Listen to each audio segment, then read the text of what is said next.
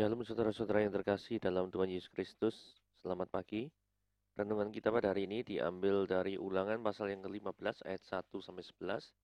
Judul renungan kita pada hari ini adalah Kaya dalam Kemurahan. Perjalanan hidup itu tidak semakin mudah tapi semakin sulit. Pernyataan seperti itulah yang kerap kita dengar dari orang-orang yang saat menilai berbagai keadaan yang terjadi saat ini. Diakui atau tidak, memang demikianlah keadaannya, dan situasi ini sedikit banyak mempengaruhi sikap orang-orang untuk menjadi egois dan tidak lagi peduli terhadap kesusahan yang dialami sesamanya. Bagaimana dengan sikap kita saat melihat orang-orang di sekitar kita hidup dalam penderitaan? Tentang orang-orang yang ditimpa kemalangan, Tuhan memberikan sebuah aturan yang harus dilakukan orang-orang Israel. Aturan itu adalah jika ada orang Israel yang hidup dalam kekurangan dan berhutang pada saudara sebangsanya, maka pada tahun yang ketujuh orang itu harus dibebaskan dari utangnya. Tuhan pun melarang mereka untuk bersungut-sungut jika tahun yang ketujuh itu hampir tiba, karena Tuhan telah memberkati mereka. Dan jika ada orang yang minta tolong, maka mereka tidak boleh menutup pintu hatinya dengan menggenggam tangannya sehingga tidak menolongnya. Jika mereka mengikuti perintah Tuhan ini, Tuhan berjanji akan memberkati hidup mereka. Perintah Tuhan ini mengingatkan kita bahwa hidup kaya dalam bermurah hati adalah kehendaknya bagi hidup kita. Dia mengajar kita untuk meringankan beban seseorang dalam penderitaannya. Di tengah kehidupan yang semakin sulit ini, kiranya dia masih menemukan orang-orang yang kaya dalam kemurahan hati untuk menjadi saluran berkatnya bagi sesama. Semakin sulitnya situasi, kiranya tidak menyurutkan belas kasihan dan kemurahan hati kita untuk tetap meringankan beban orang lain. Iya, di sini akan dibahas hutang di Alkitab. Kalau tahun ke-7 harus dihapuskan, apakah hukum tersebut masih berlaku sampai saat ini? Mari kita baca Ulangan pasal yang ke-15 ayat 1-11. Pada akhir 7 tahun engkau harus mengadakan penghapusan hutang. Inilah cara penghapusan itu. Setiap orang yang berpiutang harus menghapuskan apa yang dipinjamnya kepada sesamanya. Janganlah dia menagih dari sesamanya atau saudaranya, karena telah dimaklumkan penghapusan hutang demi Tuhan. Dari seorang asing bolehlah kau tagih, tetapi piutang pada saudaramu haruslah kau hapuskan. Maka tidak ada orang miskin di antara kamu, sebab sungguh Tuhan telah memberkati engkau di negeri yang diberikan Tuhan Allahmu kepadamu untuk menjadi milik pusaka. Asal saja engkau mendengarkan baik-baik suara Tuhan Allahmu dan melakukan dengan setia segenap perintah yang kusampaikan kepadamu pada hari ini. Apabila Tuhan Allahmu memberkati engkau seperti yang dijanjikannya kepadamu, maka engkau akan memberikan pinjaman pada banyak bangsa. Tapi engkau sendiri tidak akan meminta pinjaman. Engkau akan menguasai banyak bangsa, tetapi mereka tidak akan menguasai engkau. Jika sekiranya ada di antara kamu seorang miskin, salah seorang saudaramu di dalam salah satu tempatmu, di negeri yang diberikan kepadamu oleh Tuhan Allahmu, maka janganlah engkau menegarkan hati ataupun menggenggam tangan terhadap saudaramu yang miskin itu. Tetapi engkau harus membuka tangan lebar-lebar baginya dan memberi pinjaman kepadanya dengan limpahnya, cukup untuk keperluannya seberapa ia perlukan. Hati-hatilah supaya jangan timbul dalam hatimu pikiran dursila. Demikian. Sudah dekat tahun ke-7 tahun penghapusan hutang dan engkau menjadi kesal terhadap saudaramu yang miskin itu dan engkau tidak memberikan apa-apa kepadanya. Maka dia berseru pada Tuhan tentang engkau dan hal itu menjadi dosa bagimu. Kau harus memberi kepadanya dengan limpahnya dan janganlah hatimu berduka cita apabila engkau memberi kepadanya. Sebab oleh karena hal itulah Tuhan Allahmu akan memberkati engkau dalam segala pekerjaanmu, dalam segala usahamu.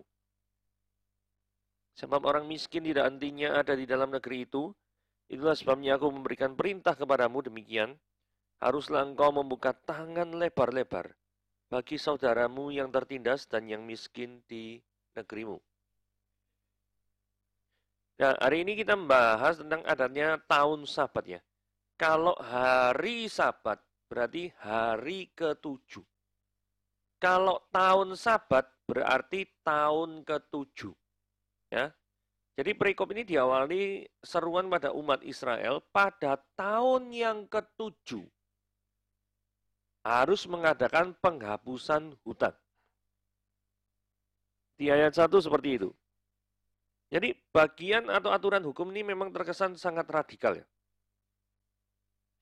Jadi kenapa tahun ke-7 itu ada penghapusan utang gitu ya. Nanti kita lihat ya. Bahwa tindakan penghapusan hutang pada tahun ke-7 pada orang miskin adalah suatu keharusan. Nah, kalau kita lihat kata kerja yang digunakan, ini kata kerja imperatif. Imperatif itu artinya kata kerja perintah.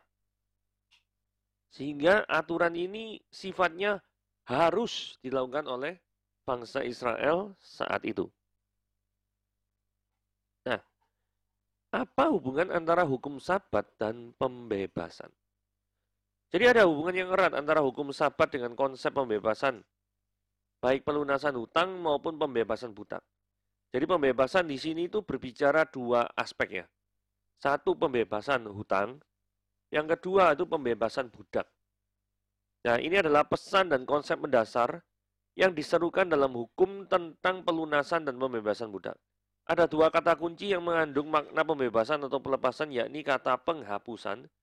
Nah, ini yang berhubungan dengan hutang ya, yang ayat 1, 2, 3, dan 9. Dan kata pelepasan, ini ayat 12, 13, dua kali. Dan ayat yang ke-18, ini ayat ini tidak kita baca, yang berkaitan dengan budak. Kedua kata ini memang tersebut berbeda, tetapi memiliki makna yang sama, yakni melepaskan atau membebaskan. Yang satunya menghapuskan hutang piutang dan yang lain melepaskan budak Ibrani. Nah, mari kita membahas etimologi kata penghapusan. Kata penghapusan berasal dari kata dasar rilis, melepaskan. Bahasa Ibrani syamot atau kata bendanya shemitah.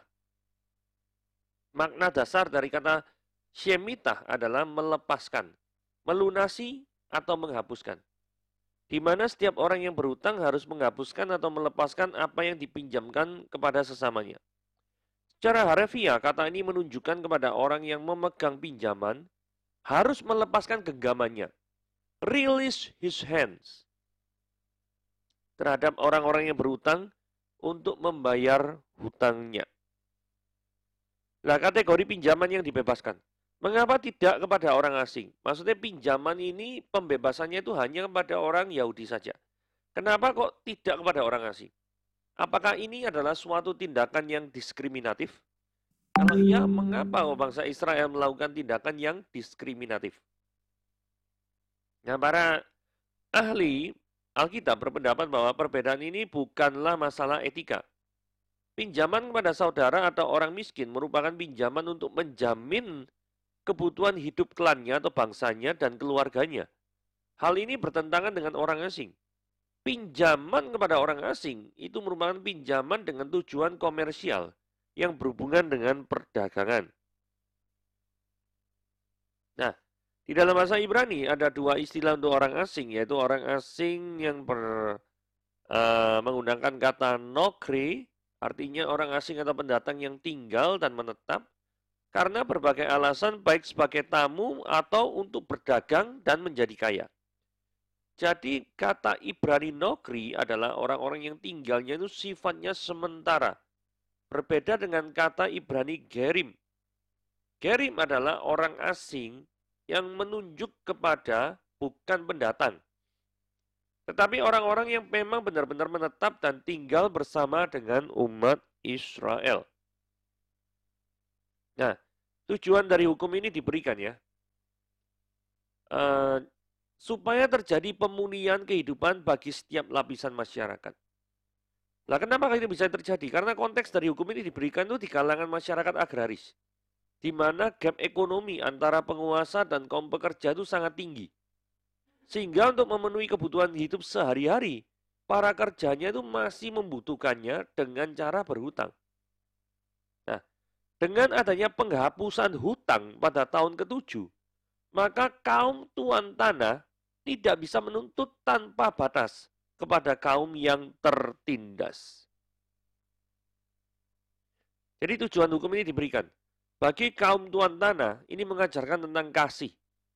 Karena sang tuan mengetahui ketika membantu para pekerjanya, maka besar kemungkinan para pekerjanya itu tidak mungkin bisa membayar hutang-hutangnya. Ayat 7 ya. Jika sekiranya ada di antara kamu orang miskin, salah seorang saudaramu di dalam salah satu tempatmu, di negeri yang diberikan kepadamu oleh Tuhan Allahmu, maka janganlah kamu menegarkan hati atau menggenggam tangan terhadap saudara yang miskin itu. Tapi engkau harus membuka apa?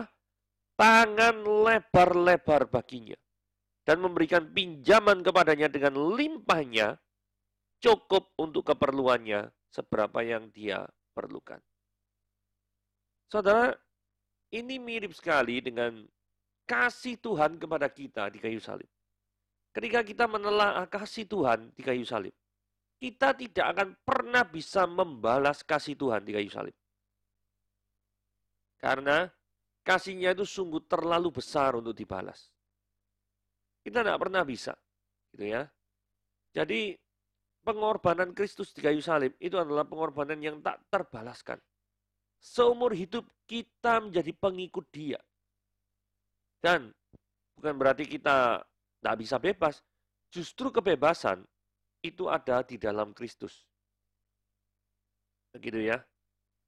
Jadi tujuan hukum ini diberikan kelihatannya merupakan imitasi atau tipologi dari kasih Kristus kepada sesama. Dan ini juga tujuan ini diberikan kalau dari sisi orang yang berutang. Ini adalah untuk mengembalikan kondisi saat titik nol di mana dia mengalami kebebasan. Gitu ya. Nah, ketika ini ditinjau daripada orang yang menerima kasih Tuhan, itu adalah orang itu dulunya berdosa, hutang dosa, bertumpuk-tumpuk, nggak terbayar. Ketika tahun ke-7 tahun Sabat itu datang, maka yang terjadi adalah Tuhan berperkara, Tuhan membuat status kita dari yang terbelenggu dosa menjadi orang yang bebas. Ini sama nih seperti hukum ini. Jadi hukum ini harus dilihat dalam kacamata kasih Tuhan. Nah, kalau kita lihat ayat 9. Maka ia berseru orang miskin itu pada Tuhan tentang engkau dan hal itu menjadi dosa bagimu. Nah, ini ceritanya adalah kalau misalkan kita itu sudah diberkati kaya tapi tidak mau nolong orang miskin dan orang miskin ini kemudian berseru pada Tuhan. Nah, orang miskin ini tidak memiliki pihak lagi ya kepada siapa dia akan berseru. Kecuali kepada Tuhan sendiri. Dia tidak punya pihak satupun. Karena apa? Miskin, tidak punya koneksi, tidak punya apa. Kalau dia punya koneksi, apa ya tentunya koneksinya sudah menolong dia. Nah karena dia itu tidak punya koneksi, tidak punya siapa-siapa, maka dia mau tidak mau hanya berseru pada Tuhan sendiri. Nah, fakta bahwa orang miskin ini berseru pada Tuhan itu menunjukkan bahwa orang ini adalah pengikut Tuhan. Karena kalau dia bukan orang pengikut Tuhan, tidak mungkin dia itu berseru pada Tuhan. Kenal lain tidak kok. Ya. Nah, ketika umat Tuhan ini berseru kepada Tuhan, Tuhan tidak tinggal diam terhadap kebutuhan umatnya. Dan Tuhan memandang bersalah kepada orang kaya yang sudah diberkatinya itu. Itu yang tidak menolong, itu dianggap di mata Tuhan, itu berdosa. Jadi Tuhan tidak tinggal diam kepada pihak-pihak yang menyebabkan umatnya itu menderita. Dari sini kita belajar apa? Dari sini kita belajar penyertaan Tuhan, bagaimana Tuhan itu peduli terhadap kesejahteraan para pengikutnya. Nah, tujuan Tuhan memberkati kita. Engkau harus memberikan kepadanya dengan limpahnya. Nah ini ya, ayat 10 yang bagian yang tulisan berwarna merah ini menarik ini ya. Sebab oleh karena hal itulah, hal itu tuh ya supaya kamu dapat memberi, Tuhan Yahweh Elohimmu itu memberkati engkau dalam segala pekerjaanmu dan dalam segala usahamu. Jadi dari ayat 10 ini sangat jelas sekali ya, Ulangan 15 ayat 10 ya. Kita dipanggil bukan untuk menimbun harta atau memperkaya diri sendiri. Bahkan di dalam perjanjian baru, Tuhan Yesus jelas sekali mengkritik orang yang menimbun harta bagi dirinya sendiri, tapi tidak memikirkan tentang hal-hal yang bersifat spiritualitas. Contoh, akan kubangun gedung yang besar, Terus kemudian tanya, untuk siapakah itu nanti? Ketika nyawamu pada hari ini akan dipanggil. Jadi artinya tidak memiliki nilai apapun itu. Oke? Bahkan tujuan kita diberkati itu bukan untuk menjadikan diri kita sendiri kaya, tapi tujuannya adalah berbagi dengan orang lain yang membutuhkan dan sedang tertindas serta menderita.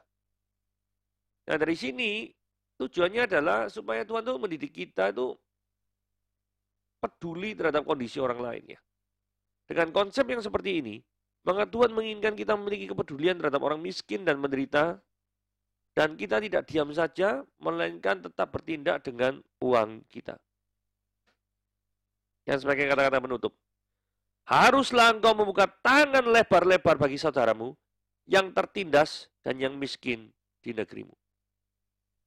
Saudara begini ya, tadi kan belum dijawab, hukum Sabat apa hubungannya dengan pembebasan hutang? Orang yang berhutang itu hidup di tanah agraris. Tadi sudah dijelaskan. Dan saat itu gap antara yang kaya dan miskin itu sangat lebar. Sehingga terjadi penindasan. Nah, ini adalah suatu kondisi yang tidak ideal. Suatu kondisi yang tidak diinginkan Tuhan. Hukum Sabat atau kata Sabat, ketika Tuhan berhenti bekerja pada hari yang ketujuh, dia menikmati dan memandang sungguh semua sangat baik, karena semuanya itu berjalan sesuai dengan kehendaknya. Nah, ketika suatu tatanan sosial tidak berjalan sesuai dengan kehendaknya, maka terbentuklah hukum tahun ke-7 pembebasan itu. Sehingga ketika kasih dinyatakan, kasih Tuhan dinyatakan, yaitu berupa hutang-hutang dibebaskan. Tapi benar-benar utang yang untuk kebutuhan pribadi ya, bukan utang untuk komersil dagang, bukan ya. Utang untuk kebutuhan pribadi ya. Kemudian berikutnya adalah ketika adanya pembebasan, maka suatu tatanan sosial itu kembali seperti semula. Jadi orang-orang yang miskin itu tidak terbebani oleh hutang. Dan ini kalau secara rohani bisa dipahami ada orang-orang yang sudah tidak memiliki keterikatan-keterbelengguan akan dosa. Dan yang berikutnya adalah sang penguasa juga tidak semena-mena menuntut hutang yang tidak berkesudahan kepada orang yang sudah jelas-jelas tidak mampu. Sehingga Tuhan mengajarkan pada orang-orang yang memberikan kebebasan ini, itu adalah mencontoh kasih Tuhan, dalam hal ini Kristus, yang sudah rela mati di kayu salib untuk membebaskan kita semua. Dan itu adalah pemberian yang cuma-cuma, tidak usah dibayar, gratis, dan kasih Tuhan memang kasih yang membebaskan. Yaitu hubungan antara hukum Sabat dan pembebasan ini. Dan kaitannya dengan kata penutup, haruslah engkau membuka tangan lebar-lebar bagi saudaramu. Ini adalah aplikasi praktis bagi orang yang sudah menerima kasih Tuhan. Maka tangannya akan terbuka lebar bagi saudara-saudara yang tertindas. Tuhan Yesus memberkati.